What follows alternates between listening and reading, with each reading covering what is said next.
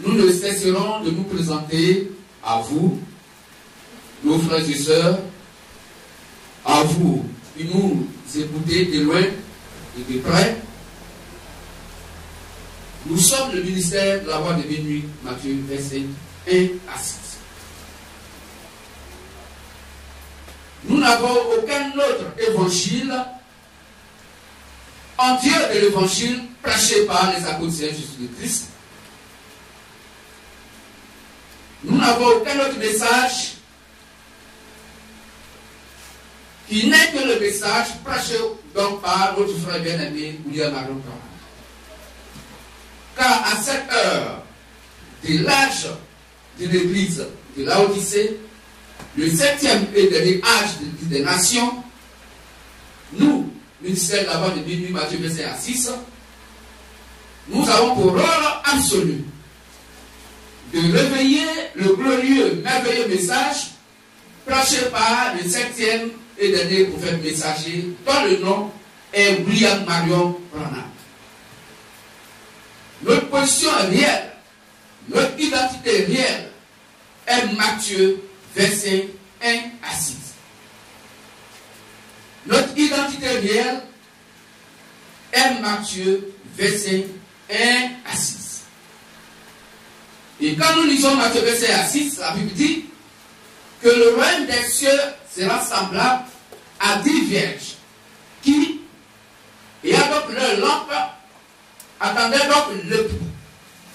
Et comme l'époux tardait à arriver, alors elles se sont assoupies et elles se sont endormies. Et parmi ces 10 vierges, il y a 5 vierges qui étaient donc sages et 5 vierges folles. Les sages, en prenant donc leur lampe, elles prient donc de l'huile en réserve. Mais les folles, en prenant donc leur lampe, ne prient point d'huile en réserve. Et comme elles attendaient l'époux, et que l'époux tardait à arriver, à venir, alors elles sont toutes assoupies, elles se sont endormies.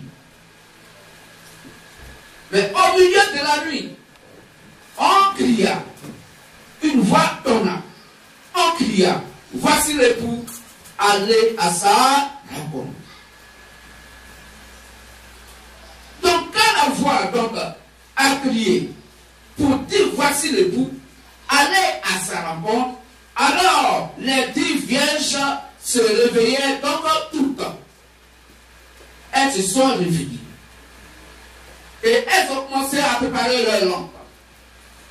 Les sages qui avaient de l'huile en réserve, et puisque elles toutes avaient leur lampe donc éteinte, donc étant endormies, la voix les a amenées à se réveiller et de préparer leur lampe. Les sages mirent donc de l'huile dans leur lampe et ils allumèrent. Et leur lampe était conservée allumée. Mais les folles vont demander de l'huile donc à leurs sœurs, les sages. Donnez-nous un peu de votre huile, car nos lampes s'éteignent. Et elles disent, nous n'avons pas assez pour nous et pour vous. Allez-y plutôt en acheter chez ceux qui en vendent.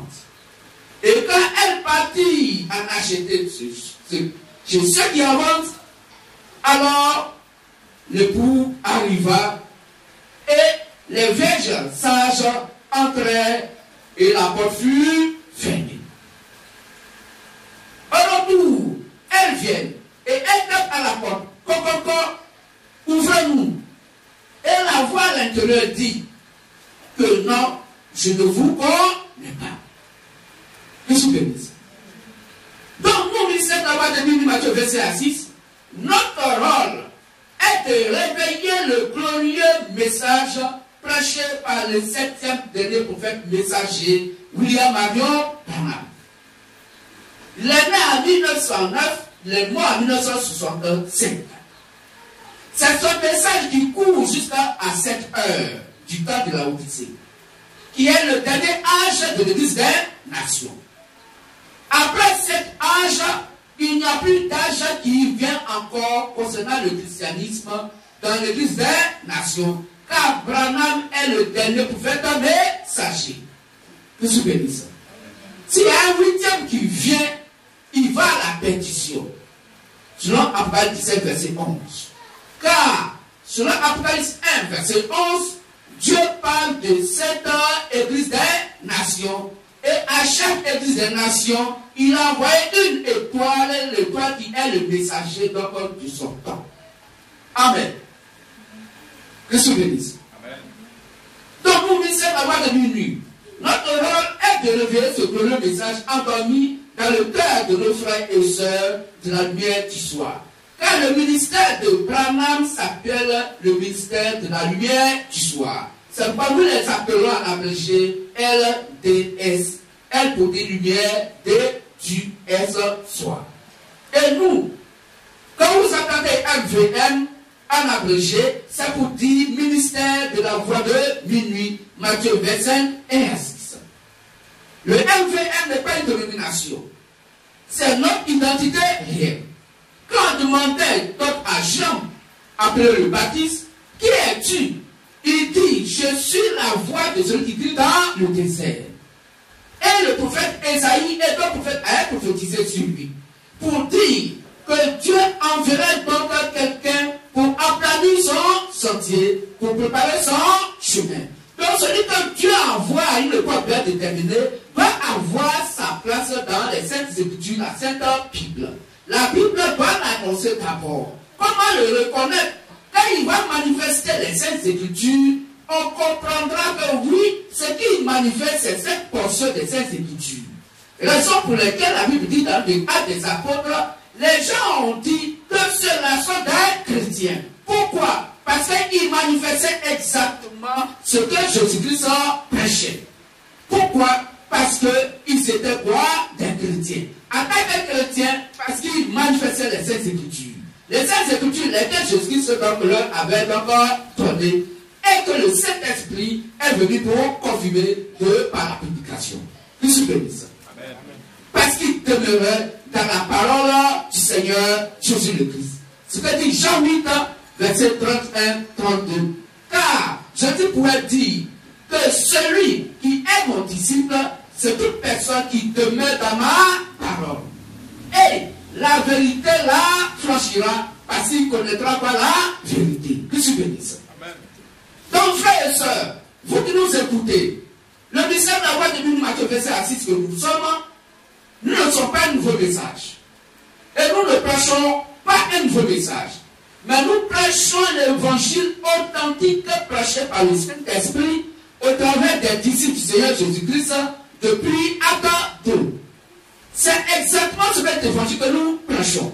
Cet évangile qui est mort dans les dominations religieuses habituellement appelées les églises.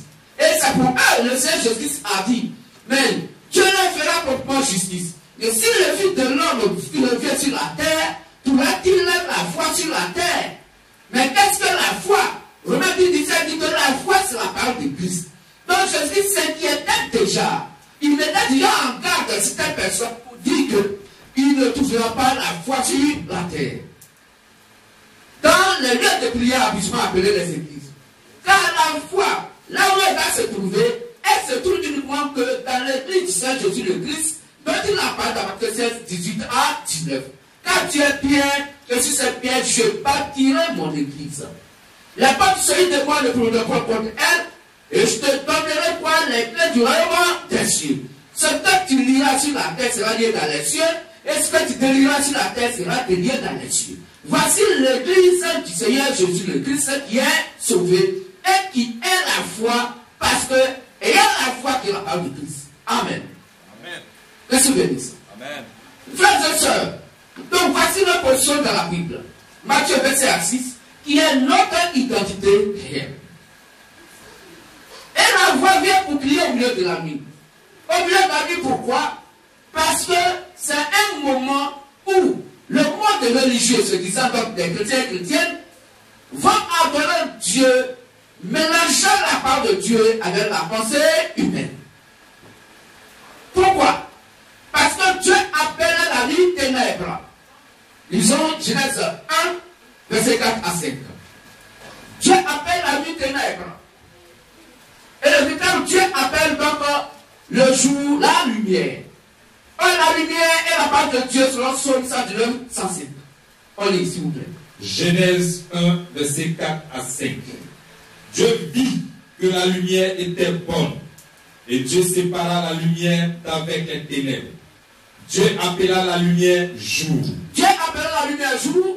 Et il appela les ténèbres nuit. Et les ténèbres nuit, au milieu de la nuit, au milieu des ténèbres. Qu'est-ce que je veux dire ça? Alors, si nous voulons connaître ce que Dieu appelle la nuit, nous allons chercher à comprendre qu'est-ce que Dieu appelle le jour. Puisque Dieu sépare la lumière avec les ténèbres. Il sépare le jour avec la nuit. Alors, qu'est-ce que Dieu appelle jour? Qu'il appelle quoi? La lumière. Psaume 119, 105. Psaume 119, 105. Ta parole est une lampe à mes pieds et une lumière sur mon sentier. Ta parole est une lampe à mes pieds et une lumière sur mon sentier. Donc, la parole de Dieu est quoi? La lumière. La lumière est quoi? Le jour.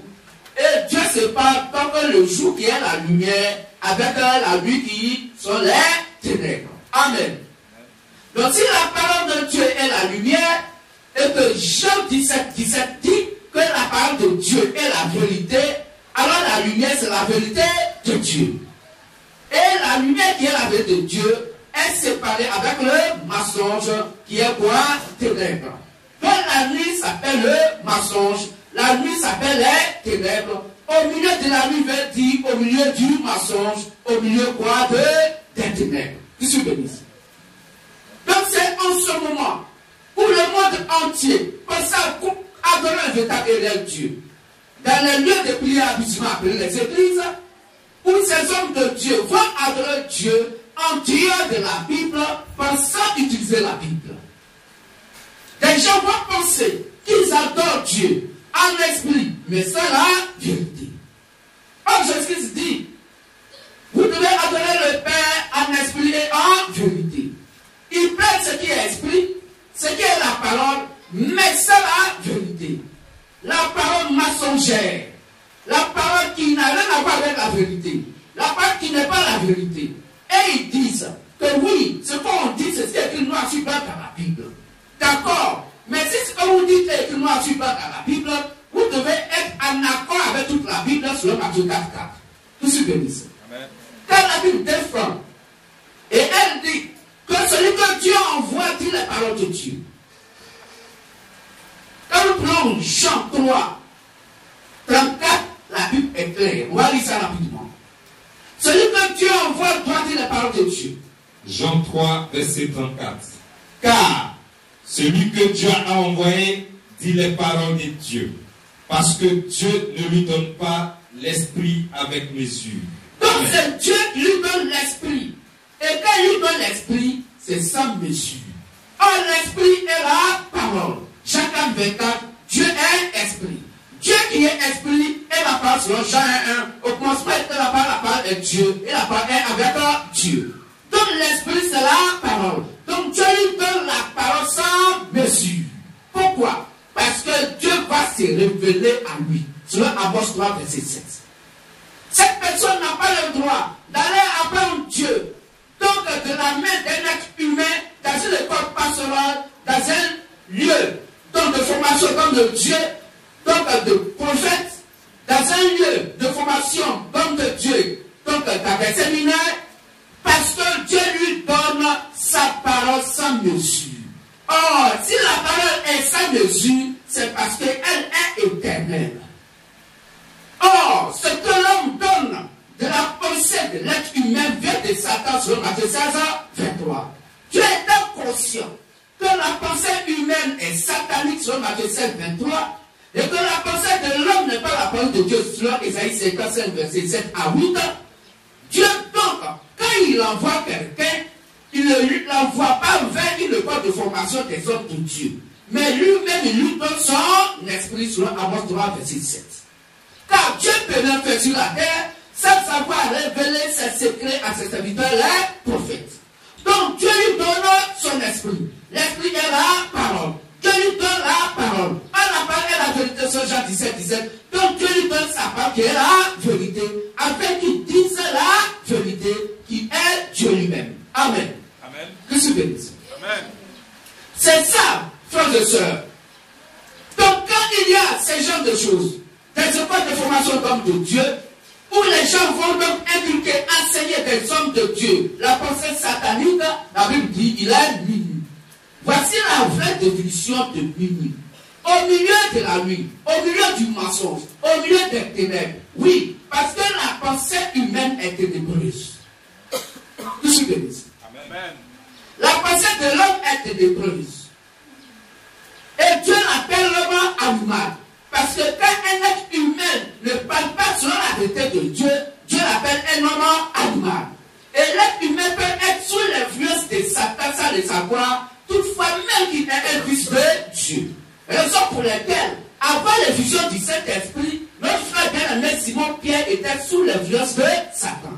En disant au Seigneur Jésus-Christ, cela ne plaise à Dieu, tu ne mourras pas. Et Jésus lui dit, arrière de moi, Satan, car tu mets un scandale, car tes pensées ne sont pas les pensées de Dieu, mais des pensées d'homme. Pour dire l'être humain qui ne dit pas les paroles de Dieu, il parle d'après Satan. Que je bénisse. Amen. Que je bénisse. Amen. Donc au milieu de la nuit, vers simplement dit, au milieu du maçon. Maçon pour dire quoi? C'est qu'il n'est pas la vérité de Dieu. Or la vérité de Dieu, c'est la parole de Dieu. Selon 2 Corinthiens 3, verset 16. On va lire ça rapidement.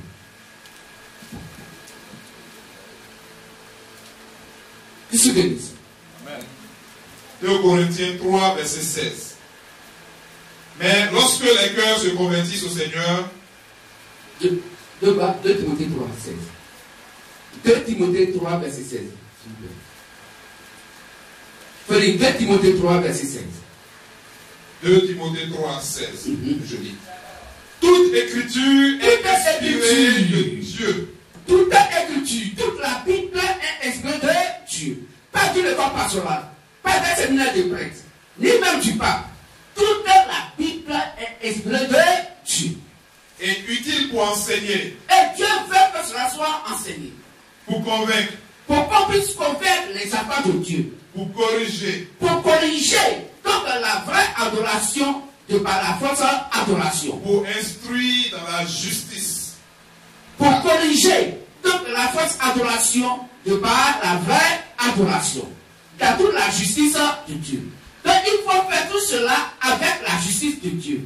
Or la justice de Dieu n'a rien à voir avec la justice des êtres humains. Quand Dieu, dans sa justice, agit, les êtres humains sont encore mécontents. Parce qu'ils se disent que la justice de Dieu n'est pas correcte. Amen. Amen. Que je bénisse. Or la justice de Dieu, c'est un être humain que Dieu demande à le corps bien déterminé et qu'on doit écouter. C'est lui qui doit nous dire comment Dieu procède à son chemin. Amen. Amen. Donc, frères et sœurs, la Bible doit nous faire comprendre qu'à ce moment bien précis, nous lisons la loi de Dieu, Matthieu verset 6, nous venons pour réveiller ce glorieux message que Abraham a prêché. À quel moment? Au milieu de la nuit. Au milieu de la nuit, parce que des gens vont donc enseigner des choses contraires à la Sainte Bible. Les gens vont enseigner des choses qui ne sont pas mentionnées noir sur blanc dans la Bible, condamnées par Proverbe verset 6, par Deutéronome 4 verset 2, par Abraham 22 18 à 19, condamné par Galates 6 à 9.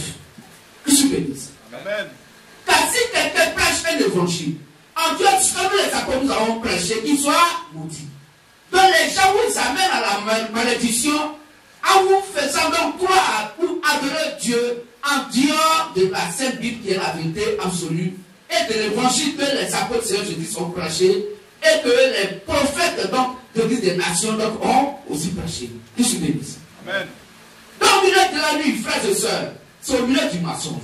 Là où des gens vont dire, par exemple, la Bible dit, la vérité dit, ce qui vient de Dieu dit, que il faut baptiser avant d'enseigner.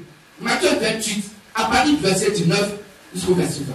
Il dit, baptisez-les et après enseignez-les ce que je vous ai prescrit. Le monde d'aujourd'hui, le monde religieux d'aujourd'hui, vont dire que non, on va d'abord donc enseigner cours de base, cours de catéchuménat, cours de baptême d'abord, et après maintenant on va baptiser. Alors, quelque chose se manifeste de cette manière, il est minuit. Que se bénisse. Amen. Parce que c'est seulement le faux. Comprenez parmi lui ce qui est faux.